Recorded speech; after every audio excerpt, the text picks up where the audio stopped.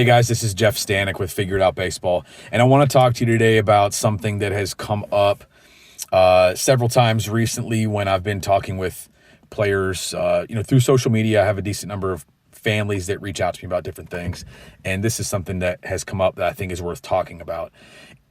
I think as a prospective student athlete, whether you're talking about baseball or other sports, you really need to think about two things that student athletes don't think enough about when they're making their initial decision coming out of high school, but these are things that become more important once you get on campus and see, what it's actually like there, or like what it's actually like to go through a season. And these two things are, number one, playing time, and number two, whether your team is going to have a chance to win at a high level. And here's why I want to speak about it particularly, because a lot of players out there today are getting recruited by teams at multiple levels. For the simplicity of things, I'm going to use Division I, Division II, and Division III as the levels today. Understanding that junior college, NAIA certainly fit in there, but it's a little more complex because those levels, there are really high and really low teams at those levels that we're just not going to get into that right now. But just speaking frankly about Division I and Division II. So, for example, if there is a player who is getting recruited by some Division IIs and some Division Is, what most of you out there do is say, well, this Division I is a Division I team, so I'm going to go to the Division I school no matter what. What I think would be a smarter thing to do would be for you to say, how much do I want to play as a freshman? And how much do I want to win? And you really need to factor those two things in. Because if you take any player, John Smith is getting recruited by some Division Is and Division IIs. John Smith will be able to play every day for a better Division II team than he will for a Division I team. I live in Pennsylvania, where there are multiple Division IIs that will be nationally ranked. It's one of the best Division II conferences in the country.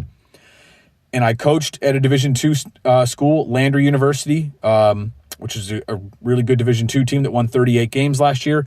A 40-win Division I team is still different and better than a 40-win Division II team. They just are.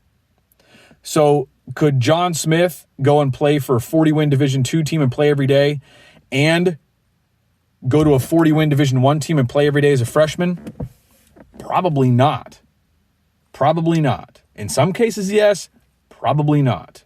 Could this John Smith player make his way onto a 40-win Division I roster while being an everyday player for a Division II team? Sure, he could. He could get onto that Division I team, but he's probably not going to be an everyday player. He's probably not going to be someone who has regular contributions. So say, for example, this player could go to a Division II and be one of their best 10 players on the roster. That means one of their best 5 hitters or one of their best 5 pitchers, whatever position he is, one of their best 10 players on the entire team. If that guy goes to a 40-win Division I team, he's probably going to be somewhere in the mid to low 20s on their depth chart, meaning at best, he's probably the 22nd, 23rd best player, but more than likely he's probably going to be their 26th, 27th, 28th best player. Does that player see some playing time in the spring? Probably. He might redshirt, but probably see some playing time if he doesn't redshirt, but not significant time, and very likely not an everyday player. But could he be on that roster? Could he be on the travel roster? Could he experience all the cool things that Division Is get to experience that other levels just don't?